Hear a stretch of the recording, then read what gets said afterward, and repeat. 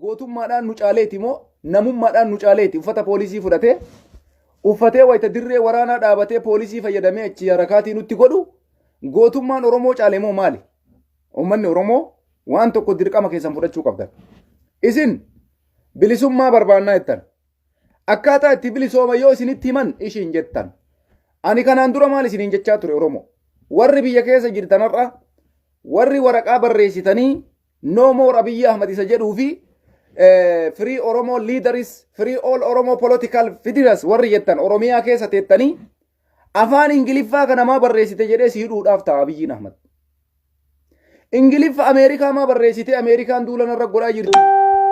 Ingiliffa Ingiliz maa barreessite Ingiliz duulanarra godhaa jirti jedhee fotoo sadiif qofa si hidhuudhaaf ta'a. Waraqaa ati barreessitu san ma'anaa isaan beeku Abiy Ahmed. Waraqaa isin jala qabdan kana ma'anaa isaa ka beeku Awurooppaa fi Ameerikaa qofa. Finfinnee keessa dhaabattee oti waraqaa sana akkanatti dura qabdee dhaabatte akka nama matfii yookaan rasaasa qabatee dura dhaabateetti si ilaalaa jechuudha Abiy Ahmed. Carraan ati qabdu maali? Yookaan matfiidhaan si fuudhee deema yookaan fuudhee qaallitti si geessee mana hidhaatti si qollofee achi keessa ammallee siifillee addatti hiriira baanaa jechuudha. Gara qabsoo furmaata qabutti deemaa yoo namni jedhu marti isaa ishin jedhu yookaan ammoo waraqaa qabattanii qabsoo nutti argisiiftan akka itti qabsoo bilisummaan dhufu isinitti himna hin diddan. Achi deemtanii dirree waraanaa dhayxanii Tigraay dhayxanii achitti hin booji'amtan. Maaltu isi fidee dirqamaan na fidanii jaa. Yoo anas ta'ee Oromoo fallisi baasu kana jedhee pilaaniidhaan lafa kaayee akkanatti qucu godhee itti himu ishin jedhu. Garuu waraqaa barreessee achi dhaabatee ani sodaadhu Oromoof du'aa jedha. Kuni dogoggora guddaadha.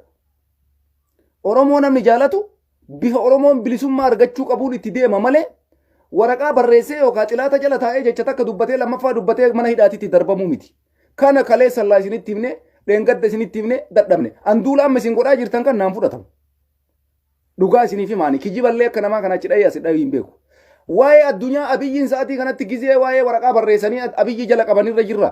Abiyyiin Ahmad nama ofii isaatti araara diddaaf Awurooppaa fi Ameerikaan birrii ishii irraa kutatte araaraaf jecha nama itti gootee araara saniin barbaadu jedhee ani lolarra jira jedhee waa'ee araaraa cufee furmaanni tokkochi qawwee qofa jedhee namicha waa'ee araaraa cufe ati waraqaa barreessitee eenyutti himachuu jirta. Kana ammoo Abiyyiin sirraa faama hin faamu jechuudha. Kaleessa wayita xiqqoo isii dippiloomaasiin Itoophiyaa jiruyyuu hamma tokko furmaata fida jedhee dadhabe. Isin gizee tokko keelloo, gizee tokko magariisa, gizee tokko boora, gizee tokko adii jettanii pilaanii mantaane fiddanii burjaajii ufitti illee umtanii qabsoo Oromoollee laamshesuudha. Yoo akka namaa qabsaa'uu barbaaddan gadi bayaa qabsaayaa. Yookaan waraqaa qabattanii namni isin dhaga'u hin jiru. Mootummaan Itoophiyaa barreeffama isin dubbiftan what is this Ingiliffa saniin dubbisu beekee Ingiliffa san yoo dubbise ma'anaa isaan galuuf Ameerikaa keessa dhaabattanii osoo san gootanii tas nama jedha. Awurooppaa keessa dhaabatee warra Awurooppaa waraqaa san yoo jala qabe uummanni faranjii irraa faama rakkoon isaa kana jedhan furmaata argachuu danda'a. Garuu warri biyya keessa dhaabattu waraqaa san qabattee Abiyyi dura dhaabattee jechuun akka nama matfii qabatee Abiyyi dura dhaabateetiif ilaaluu sirra jira. Yoo ani as taa'ee sitti hima lakki obboleessa kiyya furmaanni kee kanaa miti. Gulana hidhamtee atillee firii qeerroo sabboonaa tokko nu jalaa hidhame jennee waa'ee kee dubbachurra yoo dhugaa Oromoo qabsaa'uu barbaadde akka falli barbaachisutti qabsaa'ii yoo anja'uun hin dhaga'u. Garuu Oromoo qabsaa'aa ji'a waraqaa barreessee harka qabatee dhaabata. Kuni bilisummaan fidu abadan. Namichi dhagaa isinitti himaan.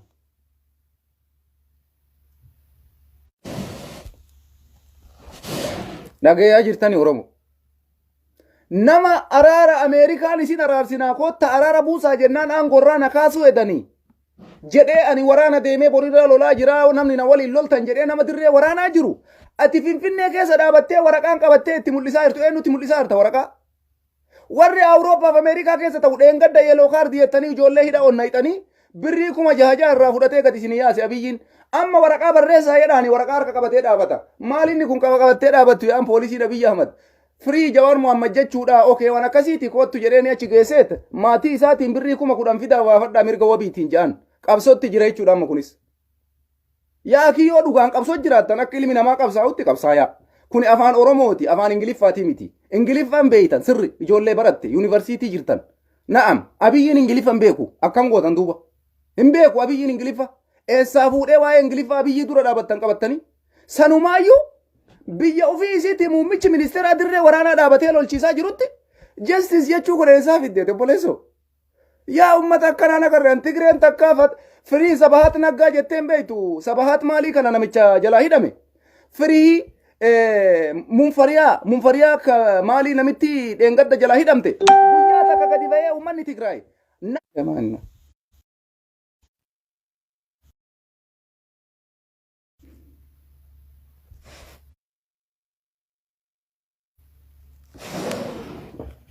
دي فما نماتنا بالبلاجرة كنا في situ beekare yoo ati borganama hidhamte bara anaa ka firii jedhu anaa bara firii siin jedha dhaqii hidhame oromoo qabsaayaa jirta wallahi oromoo qabsaa'an jirta nin kijibdan marti keessan kijibdu yoo oromoo qabsooftan marroo dabalamaachi kaleessa tigraay deemtanii maqalee dhayxanii eltiraa deemaan jirtan waraana adda bilisummaa oromoo oromiyaa hunda keessa jiru dabalamuu diddanii waraqaa qabattee dhaabatta an borganamaas qorra keessa dhaabadhee firii siin jedha jawaariif homaan goone nuti obboleessoo Jawar Muhammad beekama addunyaa biratti beekama Awurooppaa biratti beekama Ameerikaa biratti beekama lammummaa Ameerikaa nama qabu addunyaa biratti iyyinee fotoo kaan kaafnee fotoo Jawar Muhammad karaa guddicha biyya Ameerikaa zalaxii irratti iskiriinshiitii kanaan hojjetame warri karaa dabru marti ilaalaa ture Jawar jechuun nama gana ga'u isin ammoo warri waraqaa qabattanii dhaabattan namni maalummaa keessan beekuu hin jiru har'a nama gana ga'u kana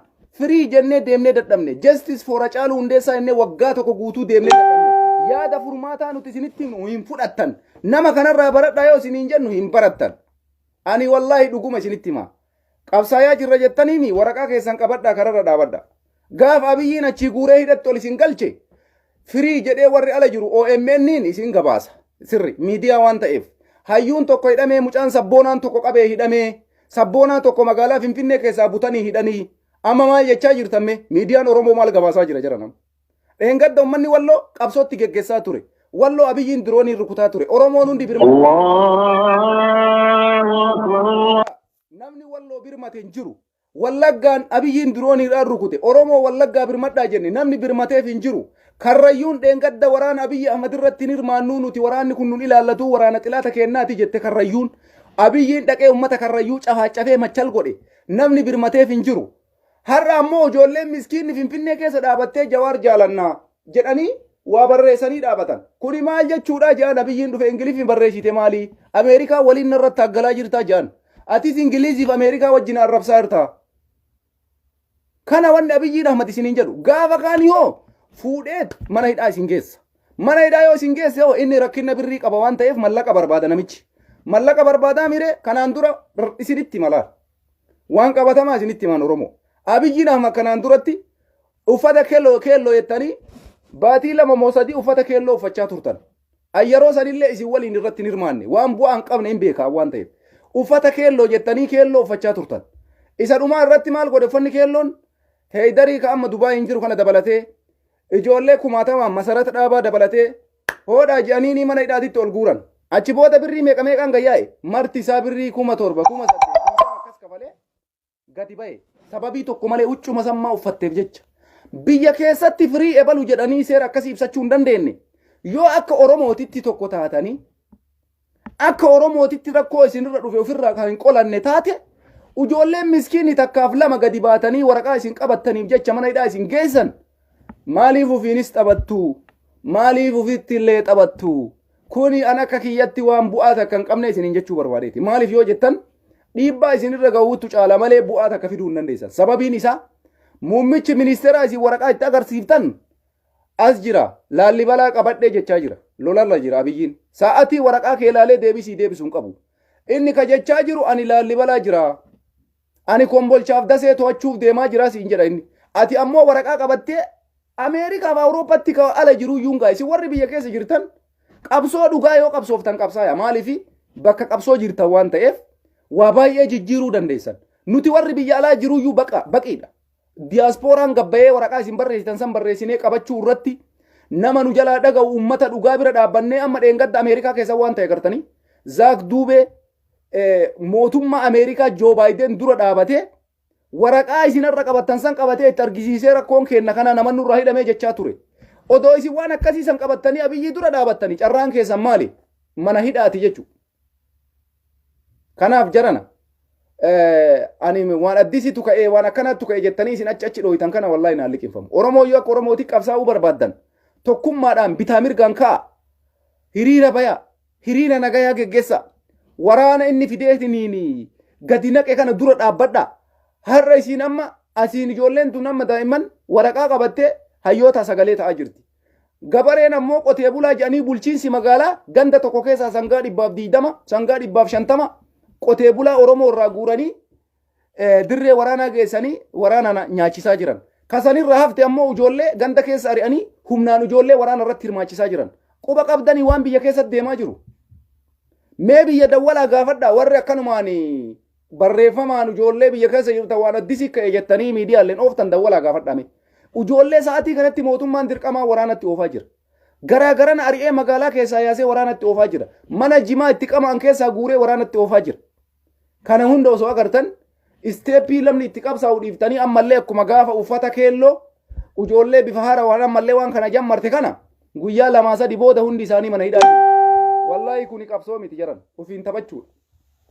Ani waa takka isinitti hima akka kiyyatti yoo dhugaa qabsootti ka seennu taate akka Oromootitti walii galaa ol ka'aatiniin hiriira dachi sochoosiin godha mootummaa kana dura dhaabbadha.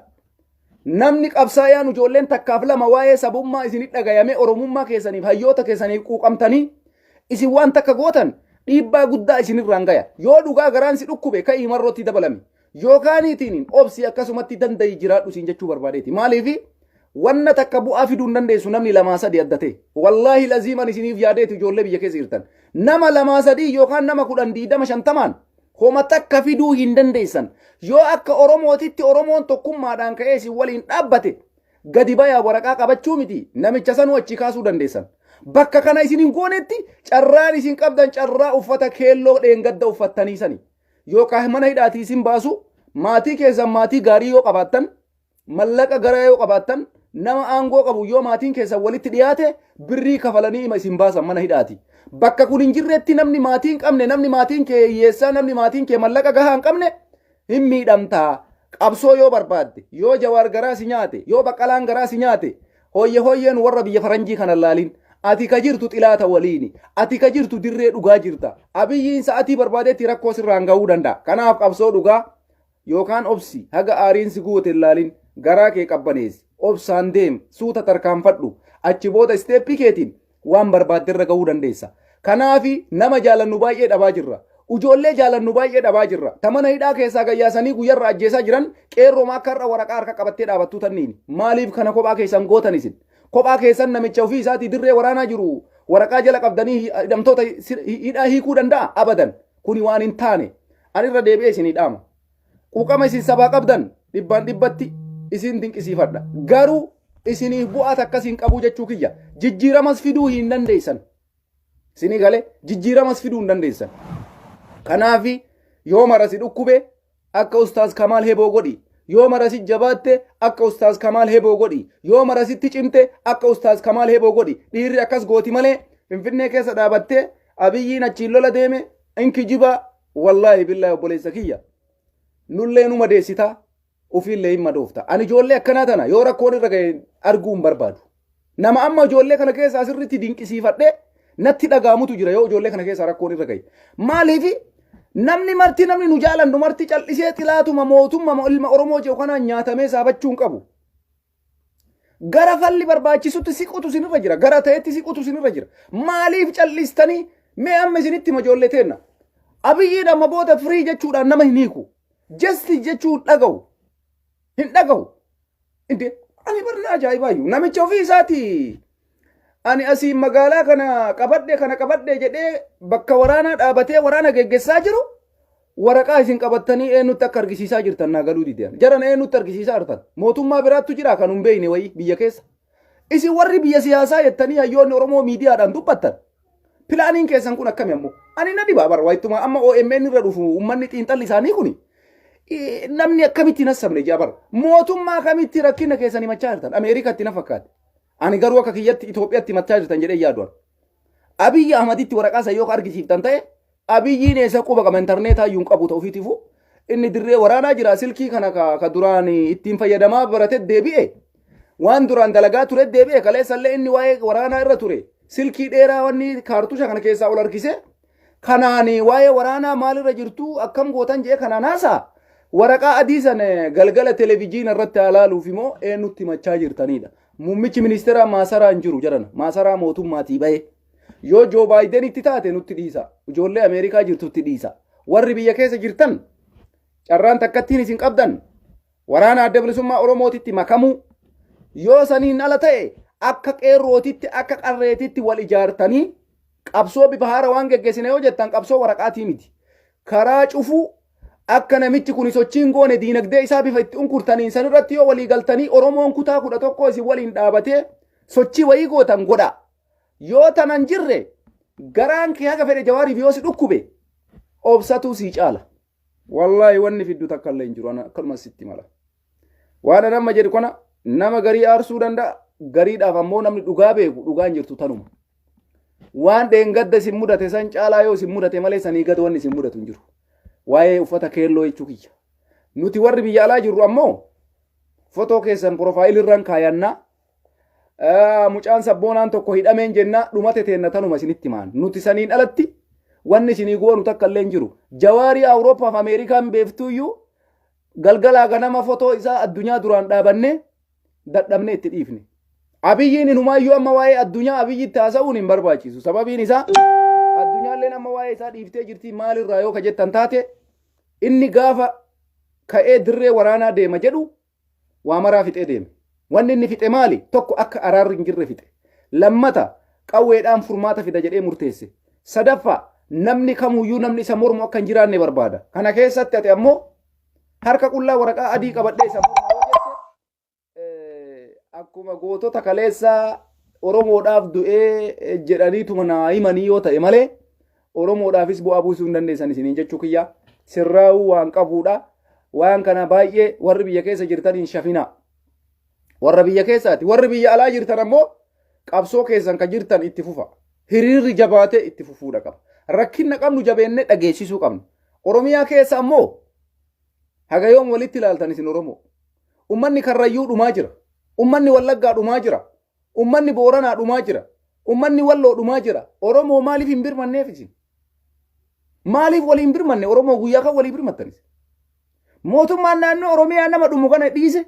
Namni isa falmu bakka jiraachuun qabu jedhanii murteessan isaan barri bara biltsiginnaati jedhanii murteessan kutaa kam keessa jiraadhu bakka feete jiraadhu yoo faallaa isaa deemte waa takka argachuu hin dandeessu jiraachuufis carraa hin qabdu jechuudha. Kana jalaa bahuudhaaf akkam nu barbaachisa jedhan yoo tokko taane wayyu baay'innuma kenna ka maqaa Oromoodhaan nu kanaafu yoo tokko taane furmaata nuun ta'uu jechuu kiyya. Bakka kanan taanetti har'a kutaa afran kanatti callisee Oromoon laalaa jira kutaa kaan irra rakkoon hin ga'u si fakkaata laa. Wallahi eenyumaayyuu nama jara kana morme dhiisuudhaaf hin ta'a. Yookaan ammoo mormuu hin dandeenyu haga rabbi nu jiraachise akkanuma jiraanna jettanii yoo ittillee cittan sunis waan danda'amu natti hin fakkaatu. Maaliif warruma har'a isin taaggalaa jiru kanatu isin injifachuudhaaf deema. Maaliif dhugaa qaban haqa qaban waan ta'eef. Kanaaf Oromoon akka Oromootitti tokko ta'uu qabna.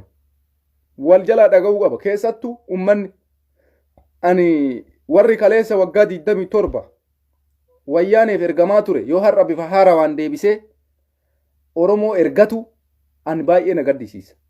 Viidiyoo Alamuu Simee waggaa 27 Tigraay waliin hojjechaa ture. Har'a deebisee Abiyyi waliin Ahmad waliin dhaabatee barri bara biltsiginnaatiin nuun jedhu kaleessa Tigraay Mallasii waliin dhaabatee akka Oromootitti wal bira haadha. Namanni irra dawwalaara. Ifamanu godha. Kanaaf waa'ee Oromoo asumatti irraa bayaa wal bira dhaabbannu wal yaa birmannu akka Oromootitti isiniin jechuu kiyya. Yookaan ammoo rakkoo guddatu as deemaa jira. Wanti har'a Wallagga irratti ta'aa jiru, wanti har'a Karrayyuu irratti ta'aa jiru, wanti Walloo irratti ta'aa jiru, wanti Boorana irratti ta'aa jiru Oromiyaa hunda wal ga'a. Kanaaf Oromoon akka Oromootitti wal bira dhaabbannu isiniin jechuu barbaadeeti. Waa'ee amma itti jirrutti yoo isinii deebi'e waa'ee hiriiraa. Hiriirri guyyaa borii akkuma beekamu ka Jarman keessatti guyyaa borii hiriira ajaa'ibaattu qophaa'ee jira Firaanfurt irratti qeerroon biyya Jarman jirtan hundi keessan hiriira kanarraa hin hafinaa. Hiriirri kun hiriira gaafa xiiqiiti.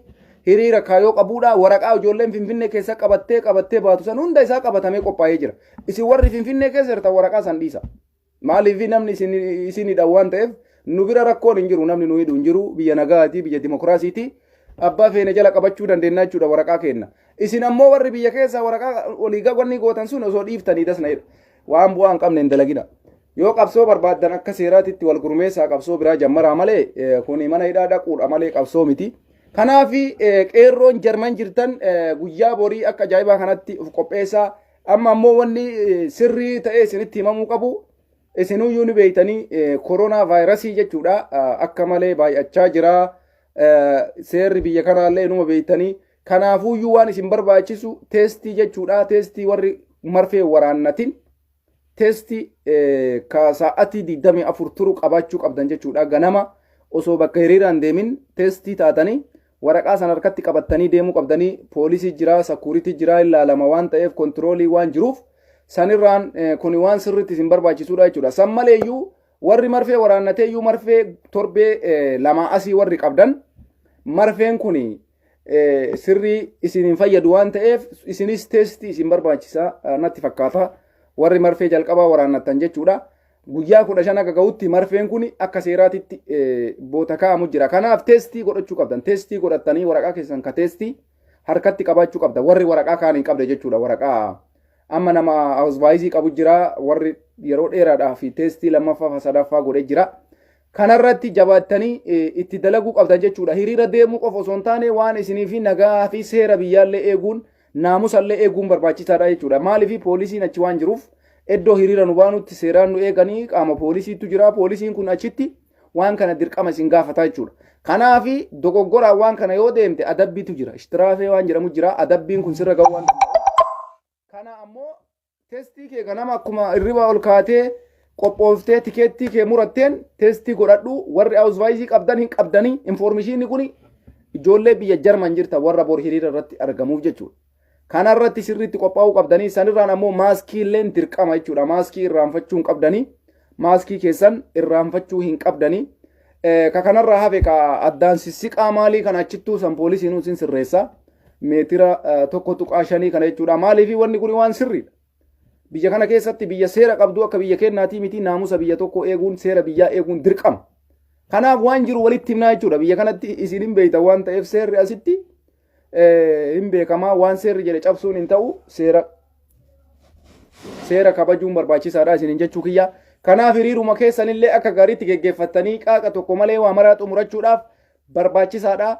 Warri marfee harawa waraannattan teestii isin barbaachisa. Warri hausvaayizii koronaa gootanii kanaan dura marfee waraannattanii kana qabdan baay'ee bareedaadha. Isin haaluma salphatti keettima keessan qofa murattanii deemuudha jechuudha. Waa maraayyuu isinuyyuu hin beeytanii kun akka informeeshinaatitti namni dagatee irraanfate yoo jiraate wal yaadachiisuudha jechuudha. Aktiivistoonni Oromoollee warra keessa jirtan yeroo laayivii seentan waan ijoo akkanaa kana uummata keenya dabarsa. Maaliif yeroo ammaa kanatti sirriitti Jarman keessa waan ulfaata jiraan beeytanii waa'ee koronaa irratti kontirooliin akka ajaa'iba jira. Nam tokko osoo teestii hin qabaanne yoo ka socho'u taate poolisiin si arginaan rakkoodhaa kana isinuun beeytanii kanaaf akkasitti sanillee of eeggannoodhaan akka sochootan asumaan isin yaadachiisuu barbaannaa jechuudha. Hiriira ammoo hin hafinaa warri dalagaa keessaniif rakkattanii ayyama dhabdan ammoo suni dirqama kaawwanni godhan hin jiru.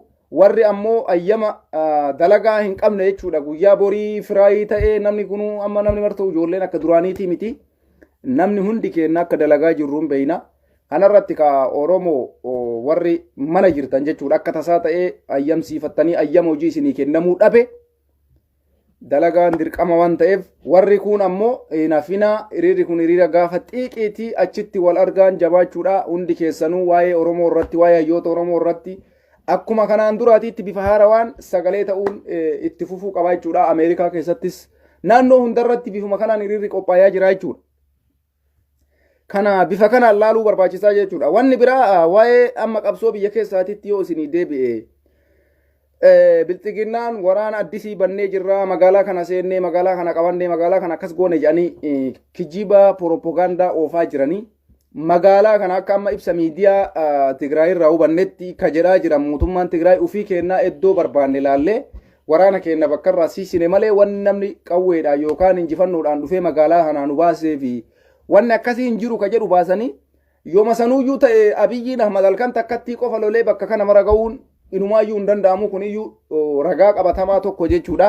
Nam tokko somaa kaleessa asiin maayini maqaan isii gaashana moo maalirraa waraana bada jedhu har'a asiin Laallibalaa qabadhe asiin Kombolcha qabadha Dasee qabadha jechuun kun waraana geggeessaa akka hin jirre hin beeksisa jechuun mul'ata. Maaliif waraanni Tigraay ufuma isaatii siltii waraanaa jijjiiranii jiran. Abiyyiin Ahmad amma duula haarawaa bane duulli haaroofni inni bane kuni waraana humna qabu humna addaa Liyyuu Haayilii Oromoo raayyaa ittisa biyyaa faannoo milishaa qaama jabeessanii ijoollee hedduu dheengadda leenjisan kana bifa haarawaan waraana baay'ifatanii duula addisii banan. Kanarratti ammoo tooftaa ittiin waraana kana ittiin cabsitu si barbaachisa waan ta'eef yeroo garii akkam goota beektaa bootaa kenniteef ilaaltaa osomaa waraanni isaa dhufee magaalaa sanitti qawwee takkan dhukaafne achi jalaa sochoota.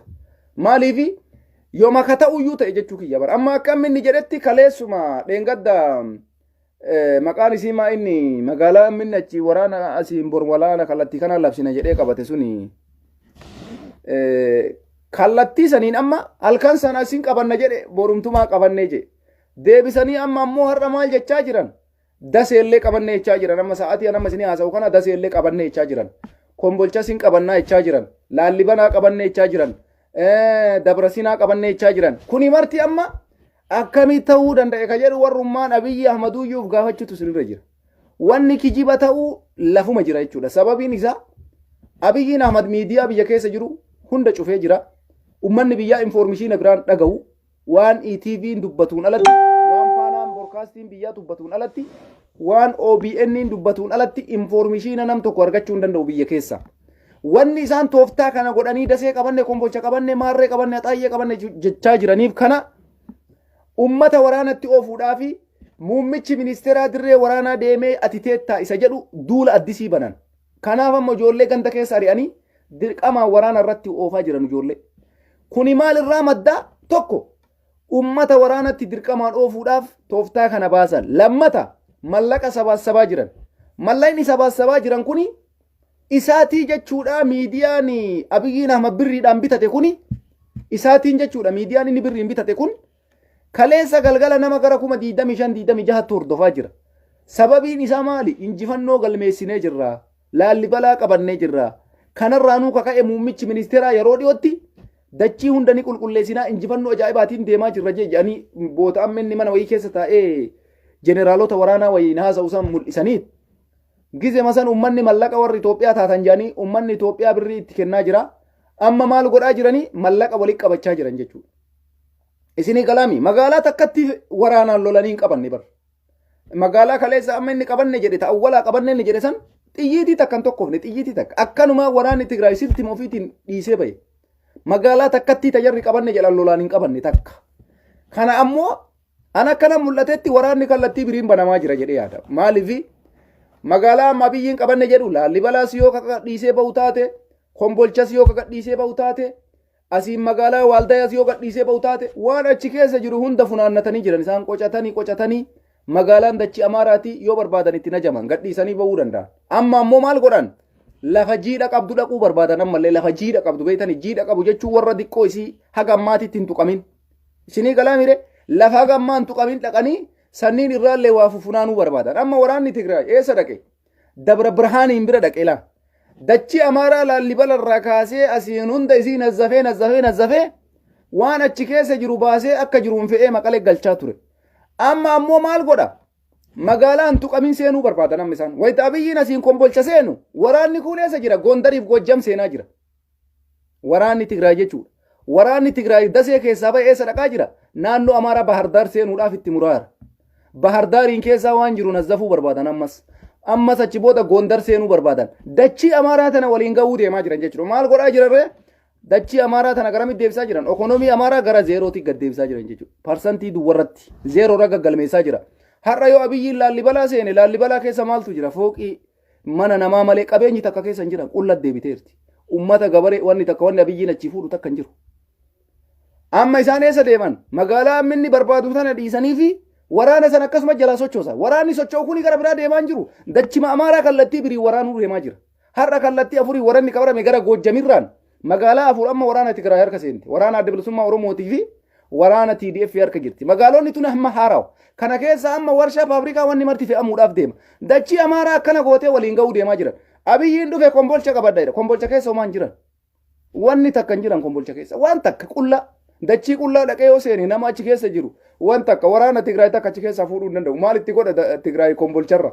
yoo makabayuu taate tooftaa garagaraa uumanii magaala Amaaraa waan jedhamte hunda waliin ga'uu deemaa jiran. Qabeenya uummanni Amaaraa uummata Tigraay jalaa saame hunda isaa bakka deeffachaa jira mootummaan Tigraay. Kuni siistamii addaati jechuudha. Kunummaanu taaktikii waraanaa beekuudha. Amma jalii Laallibalaa qabanne Laallibalaa akka barbaadan keessa taa'aa turanii bar.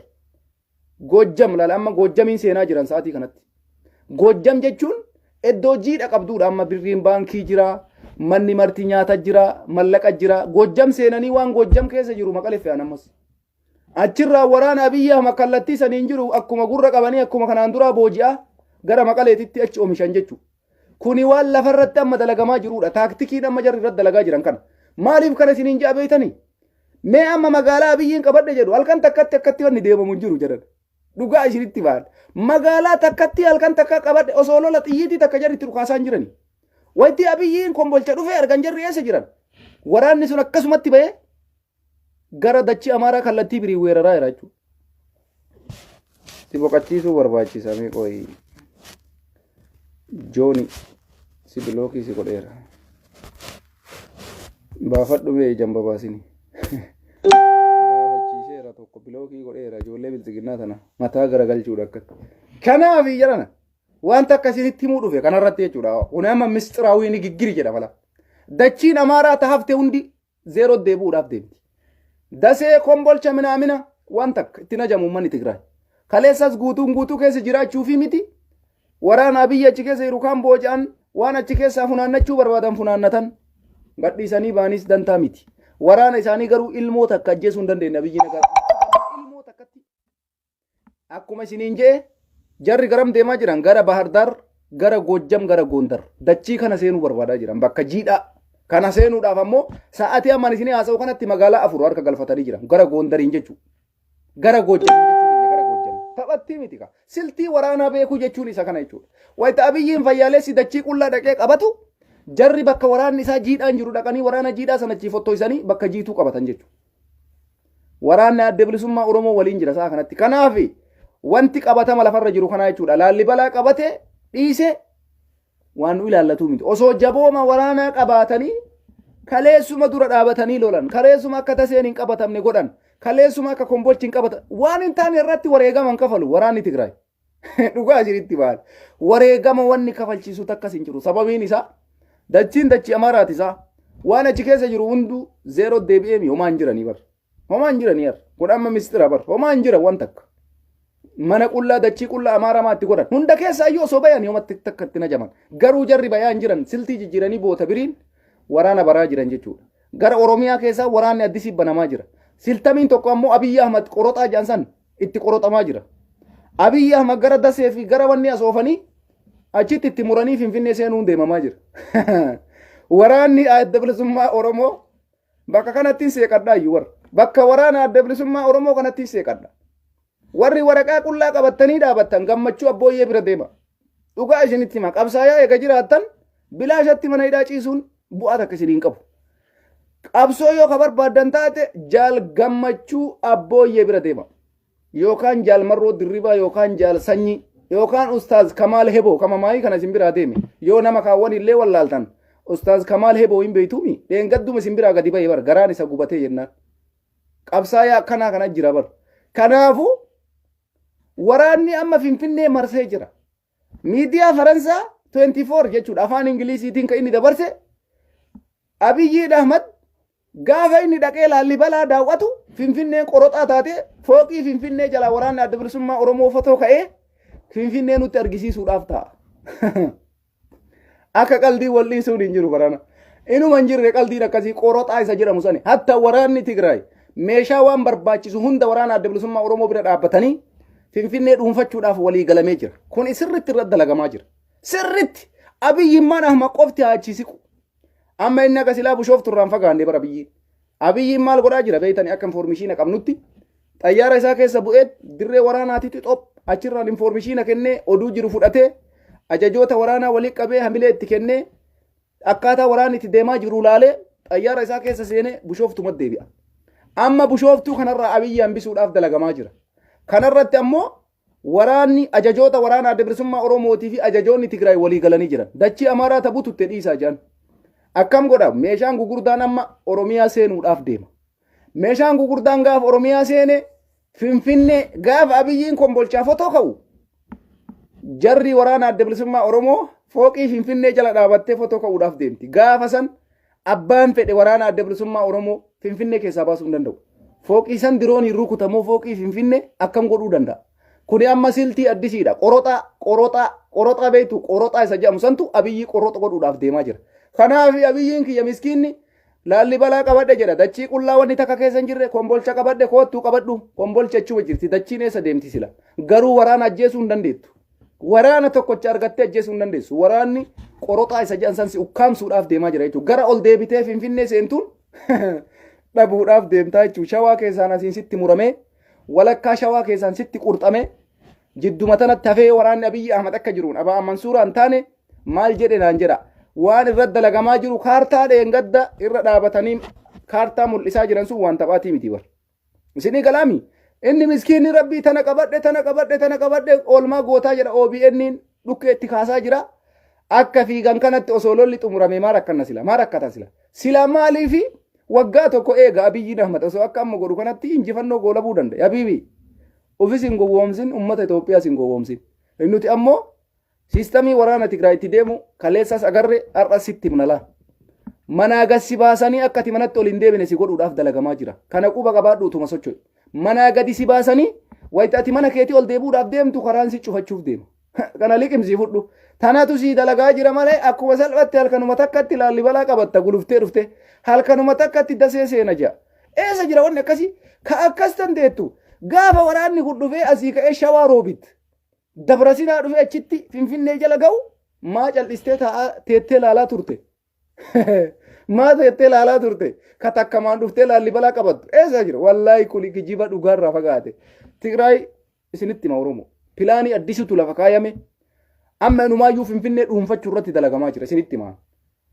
Abiyyiin eega waraana murteesse araarri hin jiru. Kana namni martuu beekee laphee isaa amansiisu turre jira warri miidiyaallee. Aktivistoonni Oromoo illee kanaaf amansiisu turre jira. Oromoon akka Oromootitti yoo gadi baatanii qabsooftan qofa keessaa bahuu dandeessan. Amma wanni godhamaa jiru Finfinnee dhuunfachuudha qabsoon. Finfinnee dhuunfachuudhaaf ammoo kallattii ittiin laafuun Finfinnee seenamee Finfinnee seenuu qofa. Finfinnee waraanni yoo seene Finfinnee rukutamuu hin dandeessu. Abiyyiin Finfinnee rukutu waan ifin rukunne beektu. Finfinneen iddoo dippiloomaasiiti. Dirooniidhaanis rukutamtu. Meeshaa waraanaa takkaanis rukutuu hin danda'u. Kanaaf halkan takka waraana Abiyyiin qabu kallattiin itti kaa'esanii waraana jabaa itti bobbaasanii halkan takka Finfinnee seennaan namni Finfinnee keessaa nama baasuu danda'u hin jiru jechuudha. Kuni irratti dalagamaa jira. Kanaaf Abiyyi Ahmad akkamii manaa gadi baasanii manatti ol hin deebituu jechuun hin jiran jechuudha.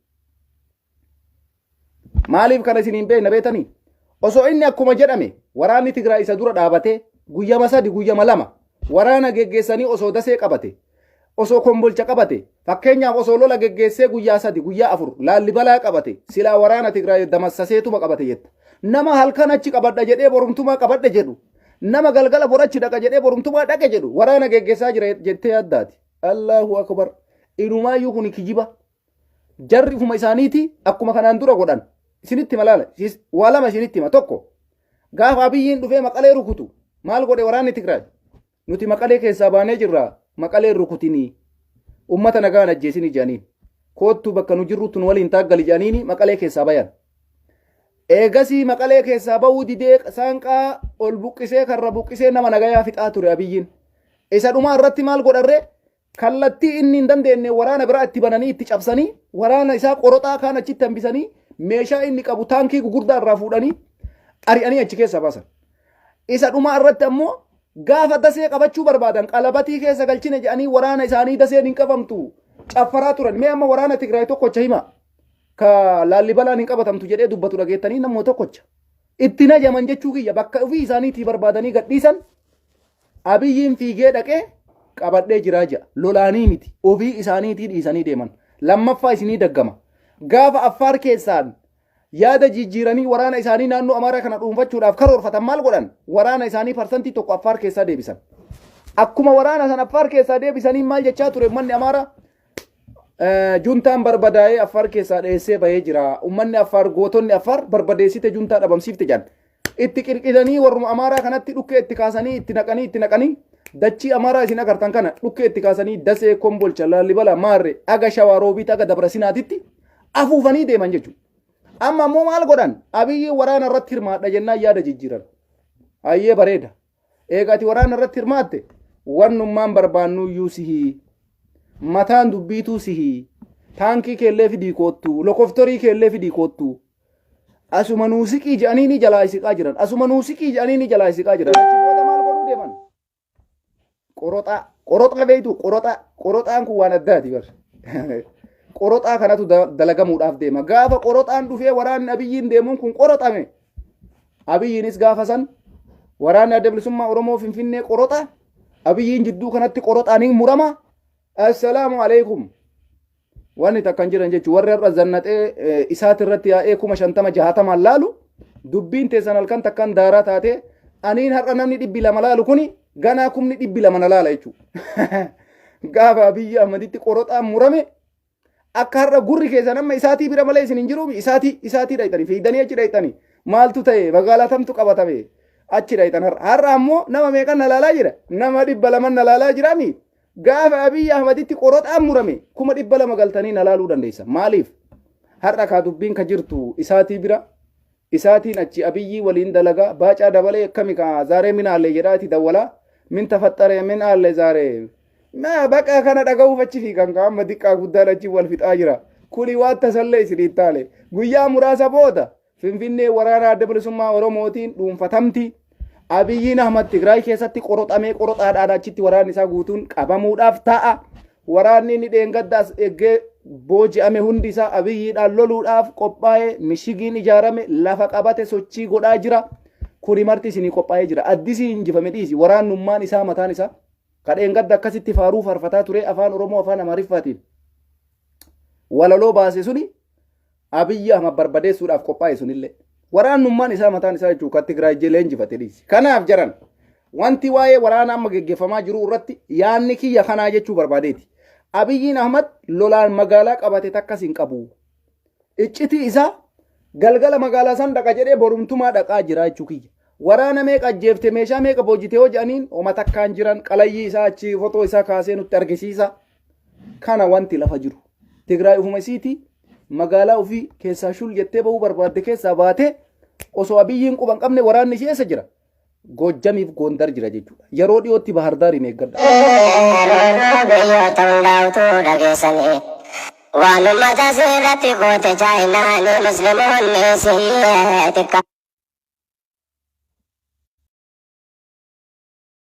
Wanti jiru kanuma isiniin jechuu barbaade. Lolli fedhe geggeeffamee magaalaa fedhan keessaa yoo bayan namni tokko injifannoo qabateettanii yaaduun isinirra hin jiru. Maaliif akkaatama isaan itti qabanne jedhan kana bichaa ragaadha. Nam tokko soo lola hin geggeessi magaalaa kana qabadhe jechuu hin danda'u. Lola geggeessee humna waraanaa san barbadeessee qabadhe jedha malee gaafa waraanni tokko tooftaa isaatiif jecha diraamaa irratti dalaguudhaaf magaalaa san gadhiisee bayaa asuma siqaniif jecha asaa siqaniidha barku ayisiqiidha malee injifannoon atti hin fakkaatu. Kanaafi qoroxaan itti qophaa'ee jira. Waraanni Tigraay bakka Abiyyiin hin agarreetti qophaa'ee jira. Itti qoroxuudhaaf qophaadha. Kanaaf Abiyyi kiyya guyyama takkacha qacam jetta. Namni waraanarra jiru anja akirri isaa silumaayyuu hin tolu. Kana fakkaataa isiniin jechuu kiyya waa'ee lolaa irratti jechuudha. Waa'ee waraana adda bilisummaa Oromoo kan waan nama gammachiisu eebbifamtoota shanan gibee keessatti eebbifaman ilmaan abbaa Jifaar qulqulluu warra kaayoo abbaa isaa qabate jechuun jarasanii jechuudha. Ijoollee qabsaa'ota san. Kanaafi Oromoo keessa bakka kamuun jira abbaan garaa. Bakka kamuun jira namni saba isaa gurguratu. Kutaa kam keessaayyuu bakka feete deemi. Kanaafu warri saba kana keessatti gabrummatti ilaallu jedhu Oromiyaa hunda keessaa qabsoo isaatti seenee leenjii fudhachaa jira jechuudha. Kanaaf wanti jiru kanuma isiniin jechuu barbaadeeti waraanni adda bilisummaa Oromoo gidduu kana keessa qoroxaan kun yoo Abiyyi irratti katasaa akka utaate Finfinnee waraana adda bilisummaa Oromootiin dhuunfatamuudhaaf yeroo eeggatti. Wanti biraa ammoo wanti isinillee gammachiisu akkuma isinuu agartan san jechuudha. Poolisiin jechuudha. Poolisiin humna addaa Oromiyaa jechuudha. Liyyuu haylii dabalatee poolisiin 60 waraana adda bilisummaa Oromootitti makamaa jiran. Kun addatti gammachuu guddaadha.